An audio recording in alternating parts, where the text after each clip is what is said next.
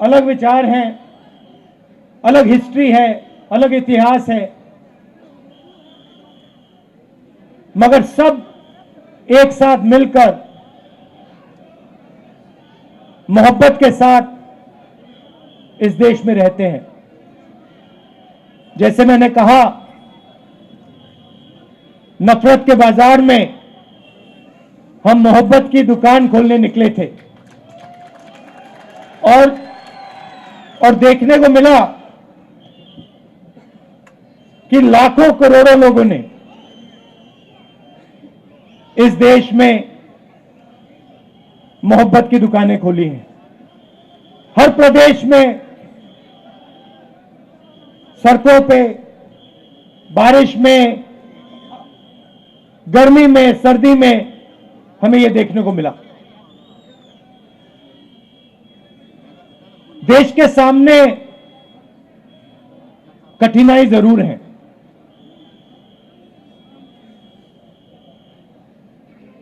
लोकतंत्र पे आक्रमण हो रहा है। उस बात को आप सबसे बेहतर समझते हो। यात्रा से पहले हमने पार्लियामेंट में मुद्दे उठाने की कोशिश की, लोकसभा में, राज्यसभा में हमने भाषण देने की कोशिश की, नोटबंदी पे, गलत जीएसटी पे, किसान बिल पे, जो चाइना हिंदुस्तान की जमीन ले गया है, 2000 स्क्वायर किलोमीटर ले गया है, उस पे, मगर हमें लोकसभा में बोलने नहीं दिया। जैसे हम बोलने की कोशिश करते थे, माइक ऑफ कर दिया जाता था। मैंने भाषण के शुरुआत में आप सबसे कहा, प्रेस के हमारे जो मित्र हैं उनका यहां मैंने स्वागत किया, मगर इनका भी काम लोकतंत्र की रक्षा करने का होता है। टीवी पे, अखबारों में, मैगजीन्स में सच्चाई रखने का इनका काम होता है। पिछले प्रेस कॉन्फ्रेंस में मैंने इनसे सवाल पूछा, प्रेस वालों से सवाल पूछा, आमतौर से ये पूछते हैं। मैंने पूछा, भैया एक बात बताओ, आप नरेंद्र मोदी जी का चेहरा 24 घंटे दिखाते हो, आप ऐश्वर्या राय जी की बात करते हो,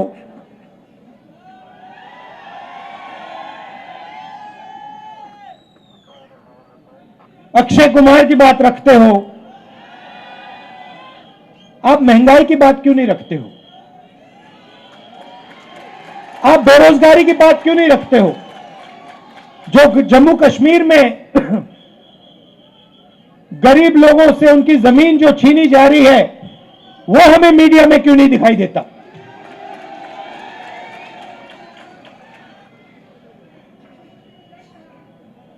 जो कश्मीरी पंडितों के साथ यहां सरकार अन्याय कर रही है। आज सुबह मेरे से मिलने एक डेलीगेशन आया और उन्होंने अपनी बात रखी। मैं हैरान हो गया। उन्होंने कहा, और मैं मीडिया के सामने ये कहना चाहता हूं, उन्होंने मुझसे कहा कि जब उनका डेलीगेशन लेफ्टिनेंट गवर्नर के पास गया तो लेफ्टिनेंट गवर्नर ने उनसे कहा कि तुम्हें भीख नहीं मांगनी चाहिए। यह देखिए, लेफ्टिनेंट गवर्नर ने कश्मीरी पंडितों के डेलीगेशन को कहा कि आपको भीख नहीं मांगनी चाहिए। लेफ्टिनेंट गवर्नर जी, ये भीख नहीं मांग रहे हैं, ये अपना हक मांग रहे हैं। और अगर आपको कुछ करना चाहिए तो आपको इनसे माफी मांगनी चाहिए।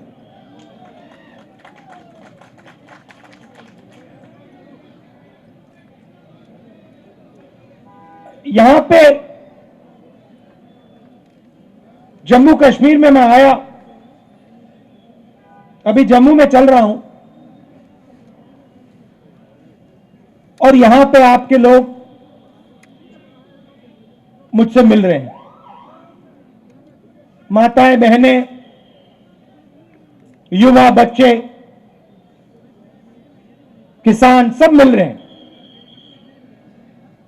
यहां आते हैं, सड़क पे आते हैं, मेरे साथ चलते हैं और अपने दिल की बात रखते हैं। दो तीन चीजें मैं जो वो मुझे कह रहे हैं मैं आपको कहना चाहता हूं, वो आप जानते हो मगर मैं दोहरा देता हूं। सबसे पहले मुझे कहते हैं कि जम्मू में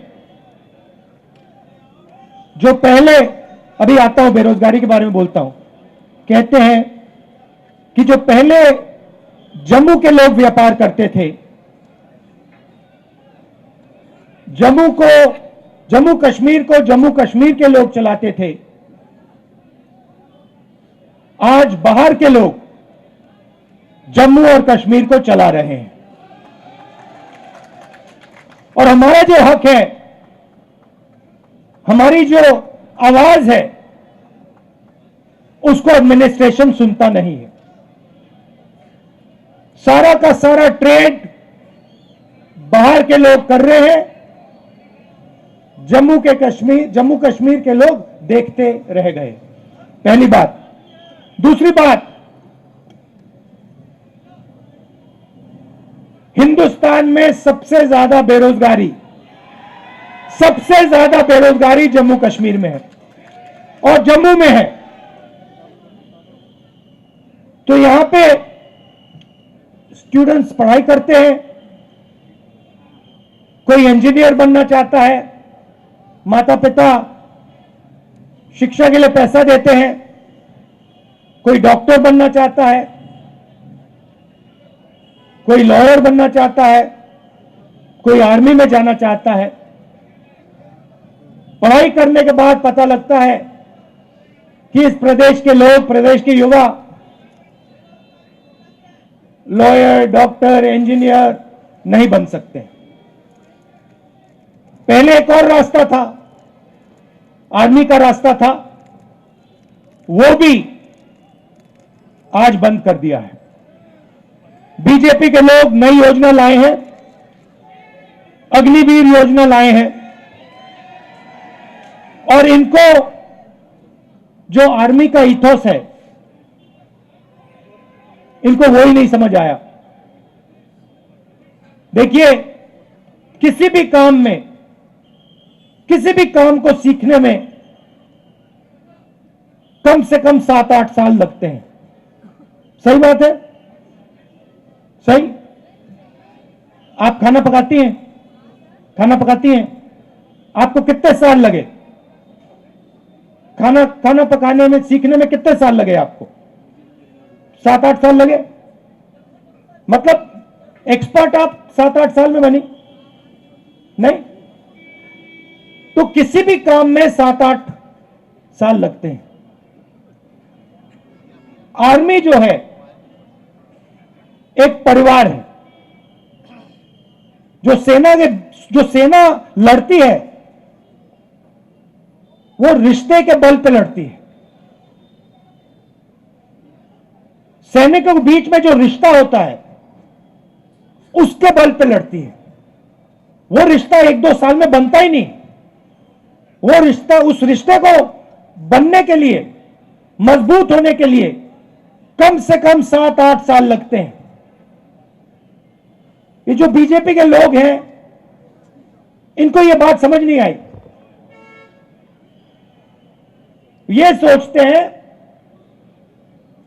कि आर्मी की ट्रेनिंग 6 महीने में हो जाएगी, जो सीखना है वो 6 महीने में हो जाएगा। बिल्कुल नहीं। आर्मी में सालों लगते हैं एक सैनिक को तैयार करने के लिए। सालों लगते हैं उस सैनिक और दूसरे सैनिकों के बीच में रिश्ता बनाने के लिए। तो ये अग्निवीर योजना जो है, ये हिंदुस्तान की सेना को कमजोर करने की योजना है।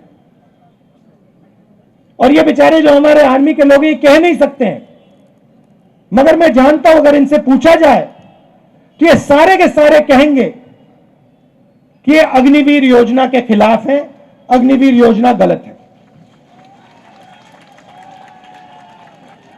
तो वो रास्ता जो था वो भी बंद कर दिया इन लोगों ने। पहले युवा आर्मी में जाता था, 15 साल की उसकी सर्विस होती थी, उसके बाद उसको पेंशन मिलती थी। अग्निवीर योजना में 4 साल की सर्विस होगी, उसके बाद सैनिकों को घर भेज दिया जाएगा, उनको कोई पेंशन नहीं मिलेगी। तो ये जो देश का आर्मी के साथ रिश्ता है, इससे खिलवाड़ कर रहे हैं। देश ने कहा था, देश हर सैनिक से कहता है कि हम आपसे 15 साल मांगते हैं, उसके बाद हम आपकी पूरी जिंदगी आपको पेंशन देंगे, आपकी इज्जत करेंगे, आपकी रिस्पेक्ट करेंगे, आपकी रक्षा करेंगे।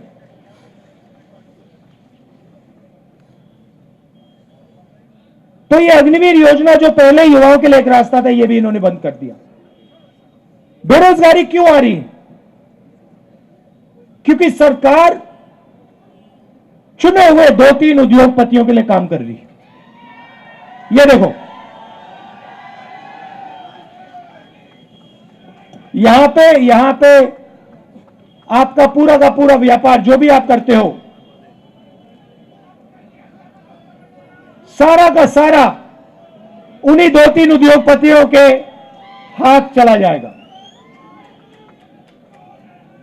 सच्चाई है। और नरेंद्र मोदी जी ने आपसे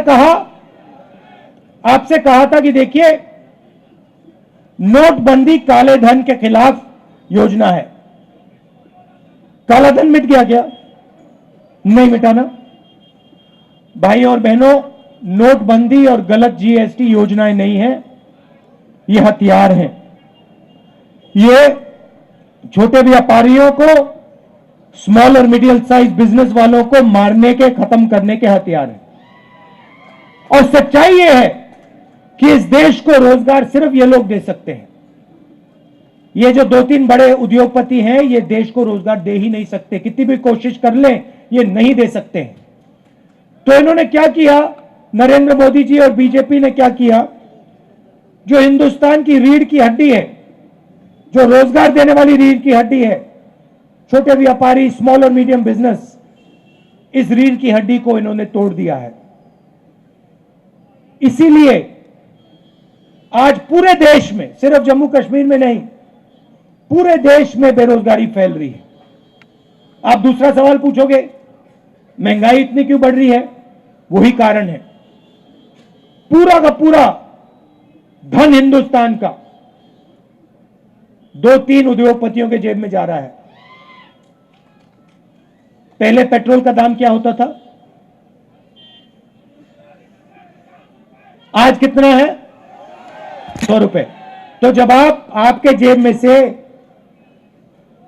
जो 50 रुपए निकल रहे हैं, वो कहां जा रहे हैं? हवा में तो गायब नहीं हो रहे, कहीं ना कहीं तो जा रहे होंगे। क्या वो छोटे व्यापारियों की जेब में जा रहे हैं? नहीं। किसानों की जेब में जा रहे हैं क्या? नहीं। बेरोजगार युवाओं की जेब में जा रहे हैं क्या? नहीं। ये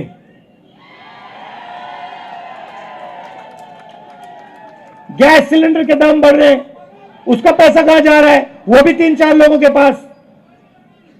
अभी यहां पे आपका सेब आते हैं, सेब बिकते हैं, फायदा किसको जाएगा देख लेना। तो पूरा का पूरा धन, देश का पूरा धन 3-4 लोगों के हाथ में जा रहा है, और बाकी हिंदुस्तान बेरोजगारी, महंगाई का सामना कर रहा है। इसलिए हमने ये यात्रा कन्याकुमारी से कश्मीर तक शुरू की, और इसमें आपने हमारी जबरदस्त मदद की है। आप ये मत सोचिए कि 3500 किलोमीटर चलना आसान है। यह आसान काम नहीं है। जब हमने शुरू किया था, हमने सोचा कि ये देखो काफी मुश्किल काम है, मगर चलने के बाद पता लगा ये तो आसान है, कोई मुश्किल नहीं है इसमें।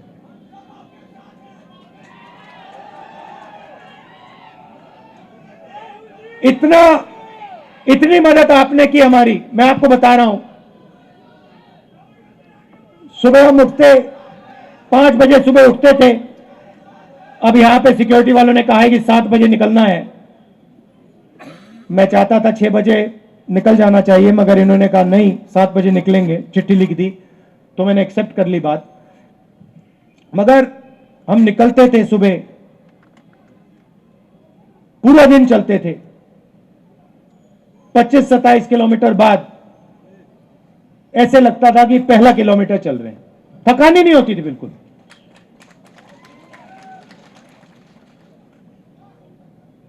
पूरा अपने पूरी मदद की, पूरी शक्ति डाली, प्यार दिया यात्रा को।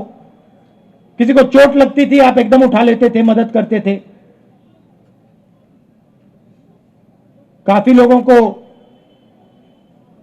चोट लगी, अस्पताल जाना पड़ा, आपने एकदम मदद की। हमारे यात्री चलते हैं, रेस्टोरेंट में, ढाबे में खाना खाने जाते हैं, उनसे कहते हैं कि भैया हम आपसे पैसा नहीं लेंगे, आप भारत जोड़ रहे हो, हमें आपका पैसा नहीं चाहिए। ये देखो, ये कह रहे हैं आज नहीं लिया। पूरे देश में, तमिलनाडु से केरला, कर्नाटक, महाराष्ट्र, हर प्रदेश में जहां भी हम जा रहे हैं, हमारे यात्रियों से आप पूछिए, रेस्टोरेंट में, ढाबे में उनको पैसा नहीं देना पड़ता। ये प्रेस वाले पूछते हैं राहुल गांधी टी शर्ट में क्यों है? राहुल गांधी टी शर्ट में क्यों है? आप इतना प्यार दे रहे हो, इतनी मोहब्बत दे रहे हो कि मुझे ठंड नहीं लग रही। भैया इनको बात नहीं समझ आएगी, आ ही नहीं सकती। मैं आपको तारो पसीना आ रहा है मुझे अभी। तो ये मुद्दे हैं, और सबसे बड़ा मुद्दा अंत में जो आपका स्टेटहुड का मुद्दा है, उससे बड़ा कोई मुद्दा ही नहीं है। तो आपका हक, पूरा का पूरा हक इन्होंने छीन लिया। तो एकदम कांग्रेस पार्टी पूरा समर्थन, आपको जो आपका स्टेटहुड है उसको रीइंस्टेट करने में पूरा हम दम लगा देंगे। आपने इतना प्यार दिया, दिल से आपका मैं धन्यवाद करना चाहता हूं। और अभी हम आपके साथ और चलेंगे, आपसे मिलेंगे, इसके लिए बहुत बहुत धन्यवाद।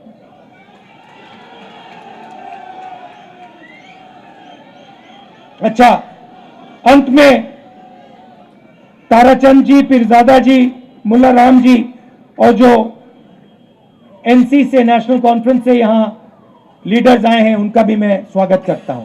धन्यवाद, जय हिंद। बहुत बहुत धन्यवाद राहुल जी। अब आप मेरे साथ बोलेंगे, नफरत छोड़ो, नफरत छोड़ो, नफरत छोड़ो, नफरत छोड़ो, नफरत छोड़ो, नफरत छोड़ो, नफरत छोड़ो, नफरत छोड़ो, जोड़ो जोड़ो, जोड़ो जोड़ो, जोड़ो जोड़ो, जोड़ो जोड़ो, नफरत छोड़ो, नफरत छोड़ो। बहुत बहुत धन्यवाद। राहुल गांधी की भारत जोड़ो यात्रा को जिस प्रकार से समर्थन मिल रहा है, क्या उससे राजनीतिक बदलाव हो सकता है? राहुल गांधी जिस प्रकार से भाषण में पीपल फ्रेंडली बात कर रहे हैं, क्या इससे जो है राहुल गांधी अपनी छवि को सुधारने की कोशिश कर रहे हैं? आपकी जो वैल्यूबल राय है हमें कमेंट सेक्शन में ज़रूर दीजिएगा। वीडियो को अधिक से अधिक लाइक और शेयर करना ना भूलिएगा। अगले अपडेट के लिए जुड़ रहे हैं गढ़ वर्चुअल के साथ। कैमरामैन अजीज जाडू के साथ मैं पंकज खजूरिया। जय हिंद।